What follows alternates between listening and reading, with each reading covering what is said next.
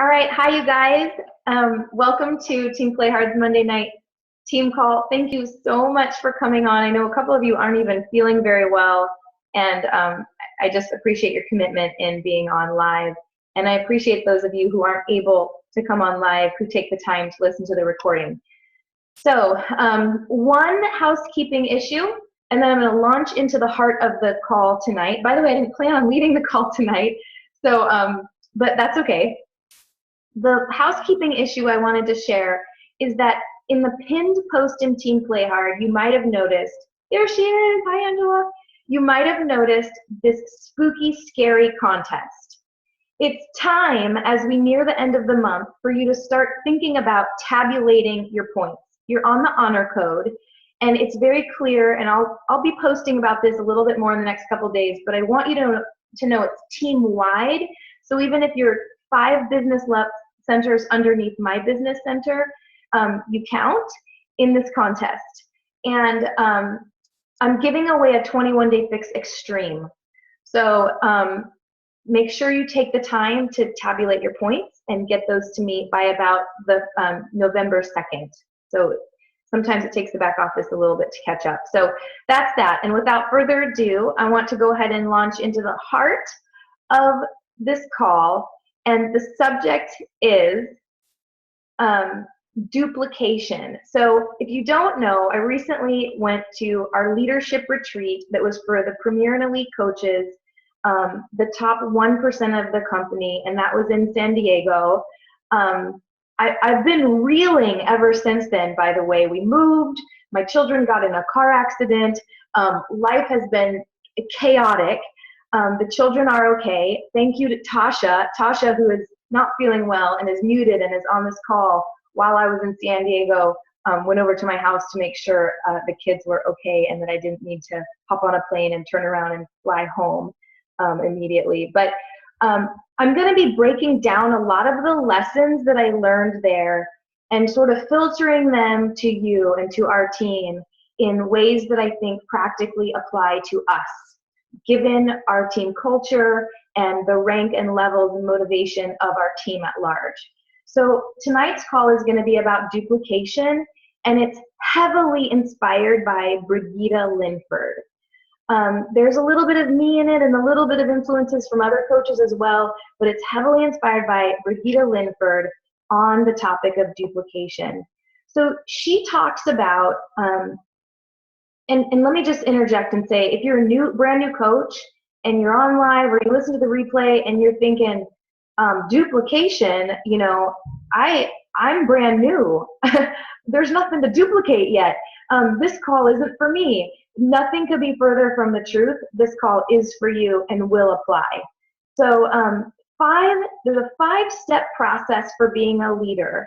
And here's kind of the blueprint that Brigitte spells out for us. 1, and if you're taking notes, write this down. Go to work on yourself. Go to work on your own head. Go to work on your own head. That's point number 1. Go to work on your own head. While you have your pen in your hand, write down number 2. Lead yourself is point number 2. Go to work on your own head, lead yourself. Point number 3, lead one other person. Number 4, lead a small group. So 1, go to work on your own head. 2, lead yourself. 3, lead one other person. 4, lead a small group. And 5, lead a movement. Lead a movement. So I'm going to spend about 15 minutes sort of breaking these down, and then we'll wrap it up. And some of them bleed into other categories a little bit. And also, it's not like a checklist 1 through 5, like, okay, I've gone to work on my own head, I am done with that, and I don't have to go back to that step.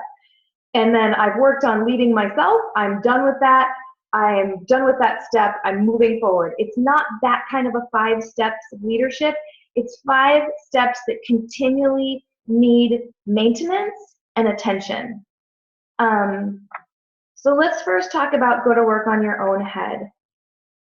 Melissa McAllister, who is a 15-star diamond, superstar diamond in 2 business centers now, maybe even 3, I think it's 2, says, if my team did what I did today, would it move their business forward? If my team did what I did today, would it move their business forward? That's sort of a litmus test that she uses on herself. Now I want to ask you, and it's kind of a rhetorical question, unless you want to unmute, you're welcome to do that too. Well, let me just say, most people who quit this business quit between months 3 and 6. Hi, Connie, nice to see you, by the way. Most people who quit between months 3 and 6. So those of you that have been around for longer than that, ask yourself, how would you feel? What would your life be like if the company shut its doors? If tomorrow you couldn't be a coach? If this opportunity was ripped from your life tomorrow? Shakeology, our home workouts, this team, this family, each other, the challenge group people that you're helping. If that was taken from you, how would you feel? I mean, how profoundly has this business changed you and impacted your life? I would be devastated. Would you feel that way? Because I thought about all of you when I was making the notes today for this call. I thought about all of you, and I imagined how I think you would feel. I don't have internet in this house. I'm using my mobile hotspot.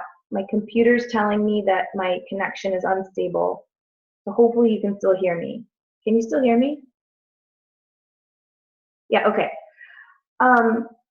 So like I just got a text recently from Bobby a couple of days ago, because you know how Facebook Memories tells you, tells you what happened a year ago on this day.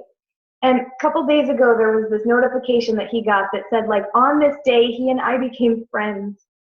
And it was 1 year ago. And that guy is like, he's like one of my best friends. And we're going to be friends forever. And I think about how much the business has impacted his life. I think about Emily. I think about Embers and Felice and Christina Hummaker and Heather. And I think about how much you guys love this. Hi, Carolyn. And so I want you to hold on to that thought. Hold on to how much you love that. And then Vito Lafata said, we have in one hand the cure for obesity, and in the other hand, the cure for being broke. That's what we have in our hands. So given all of that, why are we so afraid to share? Why are we so afraid? And I'm still talking about going to work on our own head. I'm still on point 1. It's probably going to be the longest point, going to work on our own head. We need to get over ourselves and our insecurities. We're all insecure. We all have adversity. We all struggle. We all have things we're not good at that another coach on the team is good at, right? We just need to get over ourselves and think about the bigger picture, what we hold in our 2 hands, and share. And if people aren't ready, well then, hey, when you're ready, I'm here for you. And then we move on.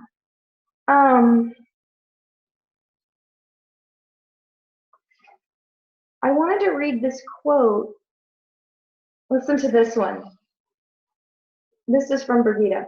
Adversity, I mean, have you had adversity lately? You had adversity lately? Insecurity lately?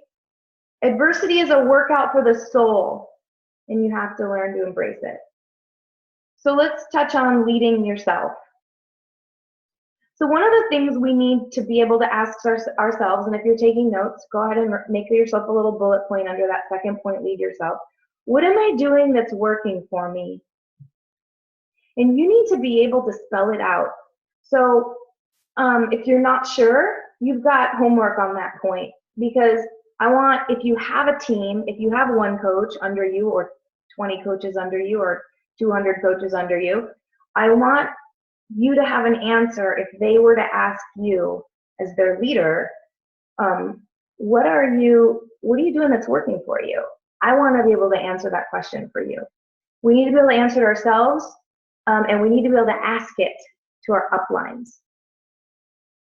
What am I doing that's not working? What am I doing that's not working? What are my personal development ahas?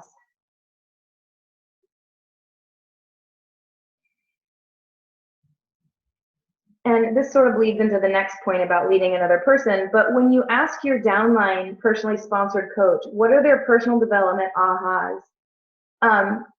They get to be the teacher. If you ask them, like, what are you learning? What are you reading or listening to in your audio? Because, right, that's a vital behavior, 10 minutes of personal development a day. What are your ahas? I just asked Christy this week because we have a one-on-one, and she's like, boom, here it is. Here's the book I'm reading, and here's my aha for the week. She didn't even take a bat an eyelash. And by the way, she made me want to read the book she's reading. But anyway, it's cool to ask that of your downline because it puts them in the role of the teacher. And when we're the teacher, that's when we really have mastery, right? Like if someone has to teach math, they've got to know it really well. So they become the teacher of their personal development aha when you ask them to teach you what they are learning. My daughter went on a hiking trip too recently with her school, her language arts school program that she's in.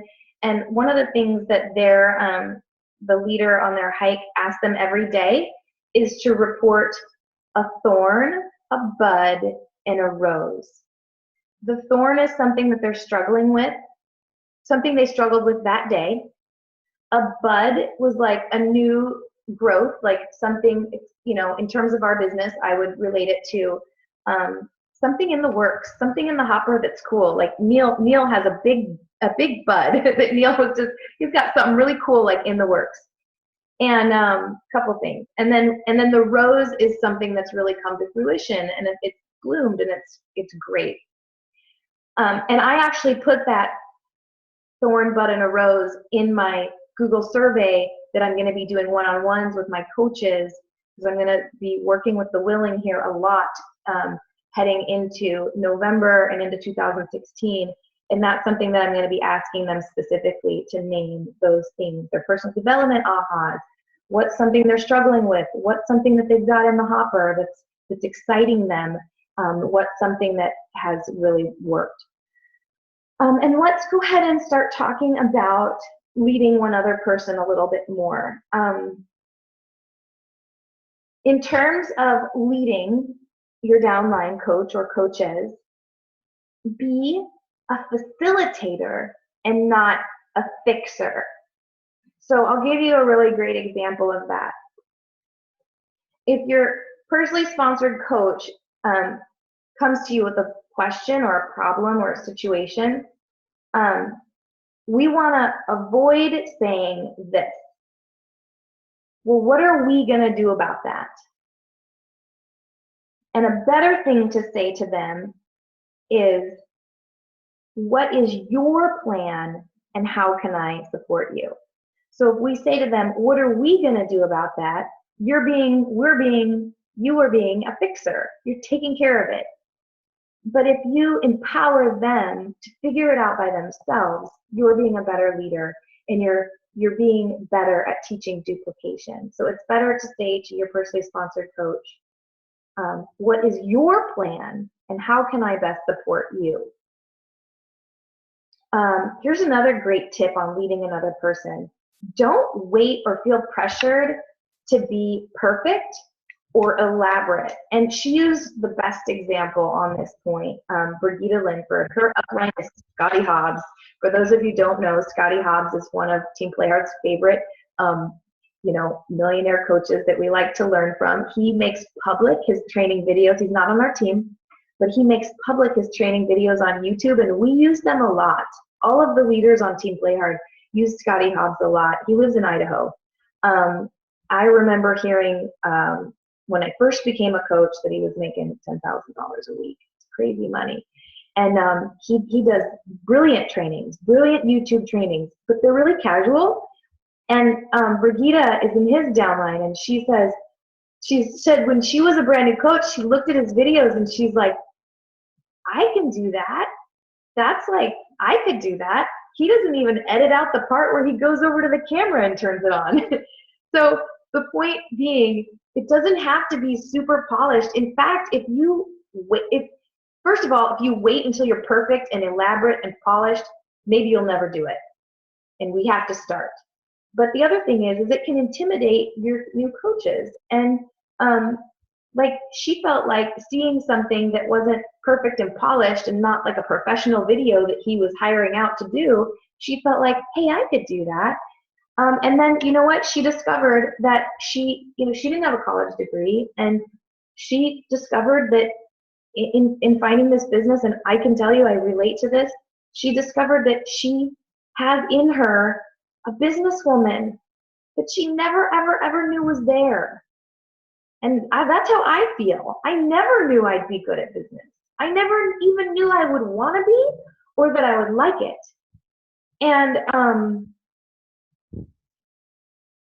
And so when we present and we try to fill that pipeline and we recruit and present the business opportunity, we need to be aware that maybe someone is like a diamond in the rough. Like they don't even know what they're capable of. They don't even know that that desire could be in them, and it might be.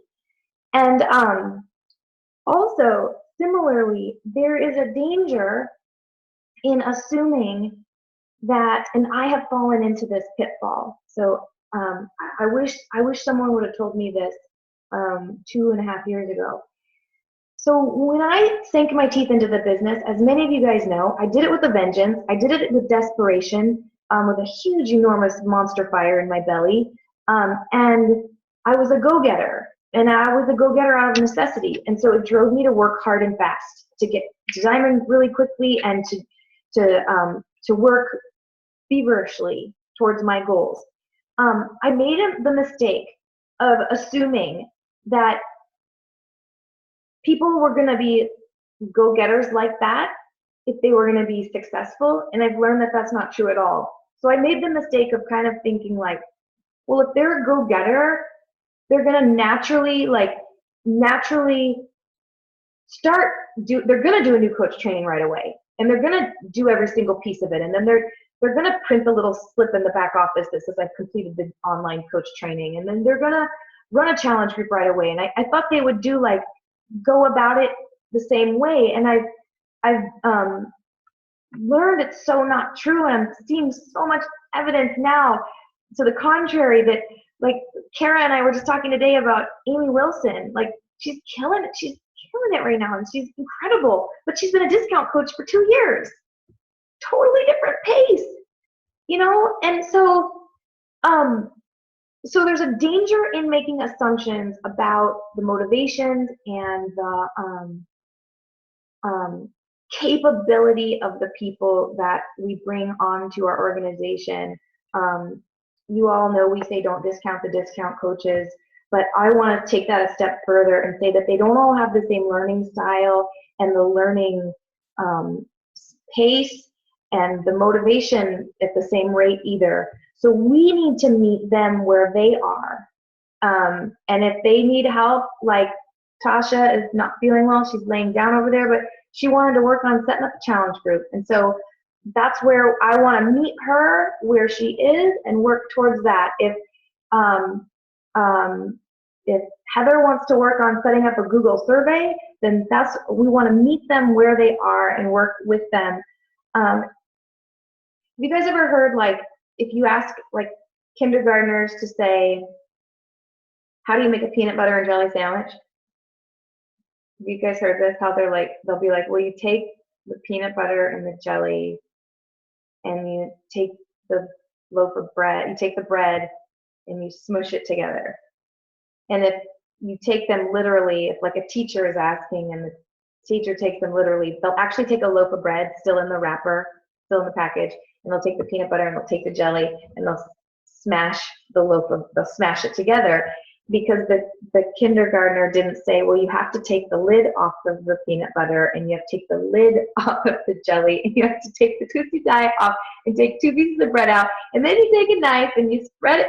So we need to do that with our coaches. We need to figure out where they're at and we need to like spoon feed them and not assume we're all at the same, like some people don't even know Facebook at all and decide to become coaches. So I just think to be a great leader and to work on duplication and to work on this third step of leading one other person, we have to learn to better take it from me who's failed at this, meet them where they are, or we lose them.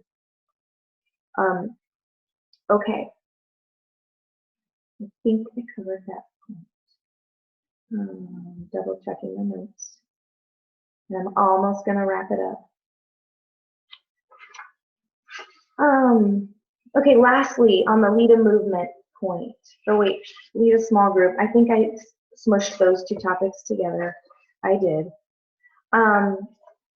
In the leading a movement thing, you know, some coaches might lose motivation in the rank. Like, you might not be motivated. Well, let's talk in terms of you being the leader. Your coach might not be motivated to make it to be emerald, to sign up 2 people to be emerald. They might not be motivated to hit diamond rank. So in terms of leading a movement, it's important that you ask them, rather than what rank do you want to be by what date, because we all get caught up in that, and I get caught up in that, and I get caught up in that like every day. But that we say, what is the vision for your life? What is the vision for your life? And that's, and that we keep stoking the flames of that fire. And it changes, just like I mentioned Amy Wilson, and I mentioned, you know, her why 2 years ago isn't what it is today. And so we need to be aware enough that we're aware of that it can change. My why isn't the same now as it was when I started. And what is the vision for your life? And that we keep asking our team that question. In terms of when we get to that stage, we talked about working on our own head, leading ourselves, leading one person to get to Success Club or whatever it is, or to start a challenge group, leading a small group. And in terms of leading a movement, that's when it's like you feel like you're taking part of something that's way bigger than you. You're a part of something that's way bigger than your team. And you're part of this mission. You know, Heather says, she talks about it in the trend all the time. I mean, that's our country's motto, and she uses it all the time. And that's the bigger picture, that we literally ending the trend of obesity and helping people, you know, have financial freedom. So that's all I have for you tonight. So I am going to keep the recording rolling. And if you have any questions, you can unmute. Thank you for coming on tonight, by the way. It's amazing how we allow the negative thoughts to go through our head of what we cannot do. It sucks. We just have to believe in ourselves that we can do it, no matter what it is. Yeah, totally. Thank you for saying that. Demons.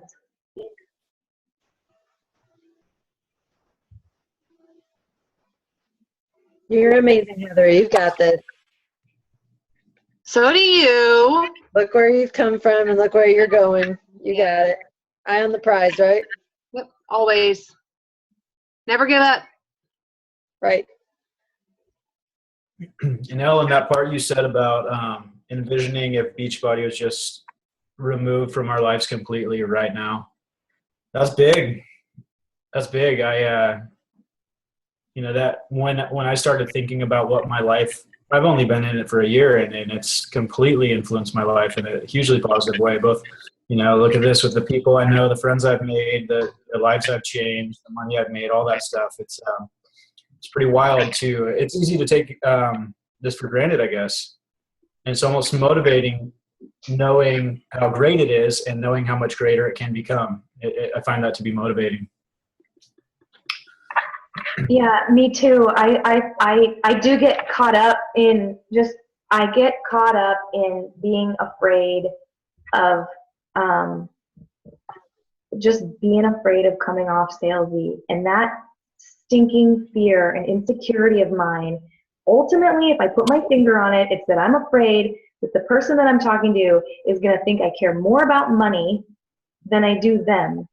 And I'm so afraid that that's going to be the perception, that I'm not boldly forthright about the business, but I do believe it's going to better their lives. I believe if someone was a part of our team, if for no other reason, just to be part of our community, like this type of community where we support each other all the time, where Christy, who's in Missouri, is going to say to Heather, who's in Oregon, you got this, girl.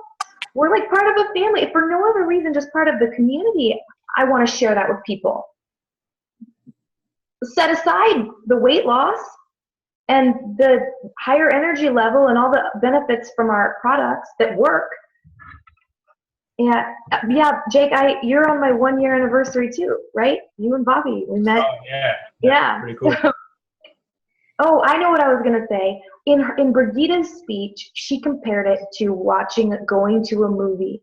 She's like, if you go to a great movie and you loved it and it impacted you and it made you loved it, or whatever, it was hysterical or funny, or it made you want to be a better person, or whatever it was that you loved about this movie, you go tell your friends. You might not know who directed it and who wrote the screenplay and who the names of all the actors were, and you might not know how long the movie was and all the nitty gritty, like what's Ashtanga or whatever, or what are the benefits of whatever, but you believe in it and you're excited about it and you want them to experience it, so you tell them.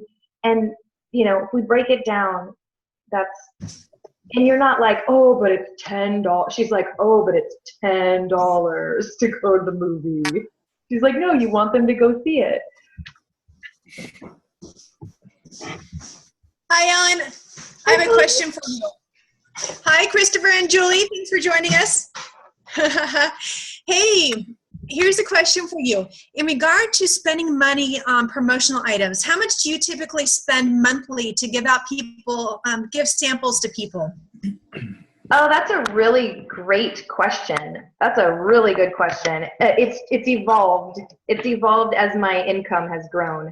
So I guess initially, so did you guys understand her question is how much am I spending on giving stuff away? Okay, let me answer that a couple different ways.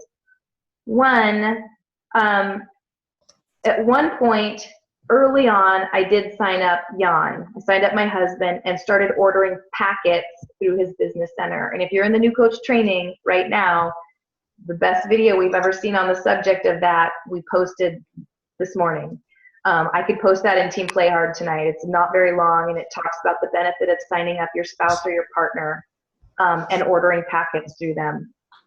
So that, there's different schools of thought on that. Like, I think Brian charges, I think he'll watch the replay of this, I'm assuming, and he can correct me if I'm wrong, but I think he charges and doesn't give them away. And we did hear Tracy Morrow at Summit 1 year talk about how she likes to charge $4, $5 for her packets of Shakeology because she wants to suggest right away, this is valuable stuff. And she also, it's also a way of filtering out the people that aren't interested and just would take a freebie off of you because maybe they're greedy or selfish and they'll just take your freebie, but they're not really interested in it. So it's a way of filtering out those people. And I'm pretty sure Brian goes that route.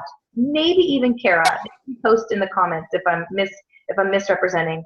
I would be opposite, and there's not a right or a wrong way. I'm the opposite. I give samples away very liberally, and I kind of think like, well, then they feel indebted to me. Like, I let them know how much it costs. I let them know. So if I give them 3 samples, I'm giving them like $12.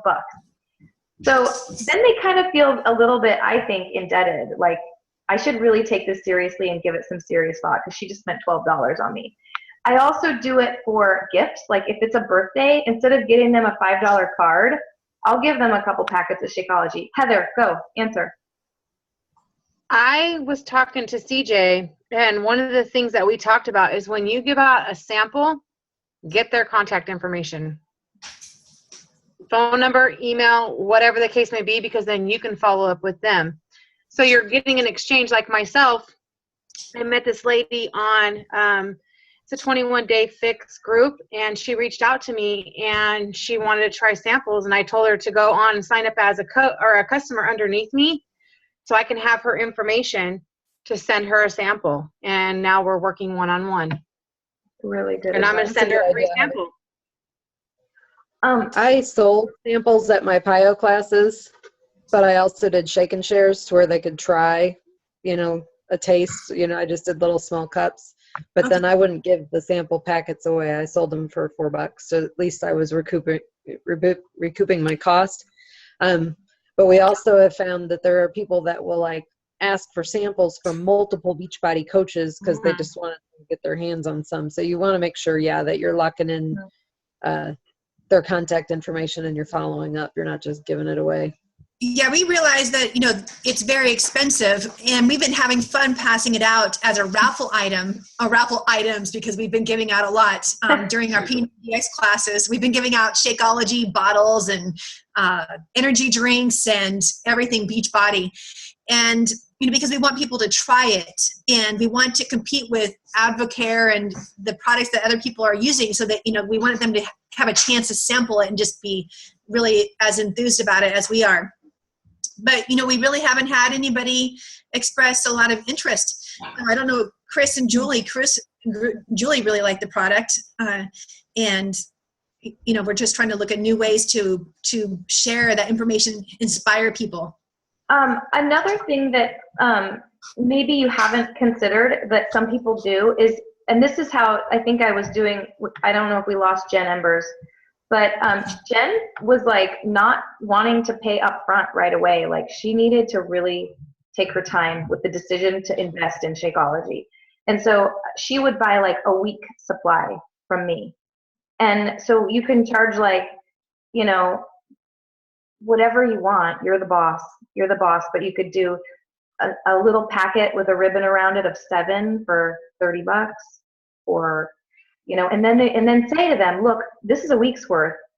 Do it consecutively and see how you really feel after the end of the week. Plus, you know what? People don't always make it to where it tastes good, and they sometimes need 3 or 4 times to make it palatable to their liking.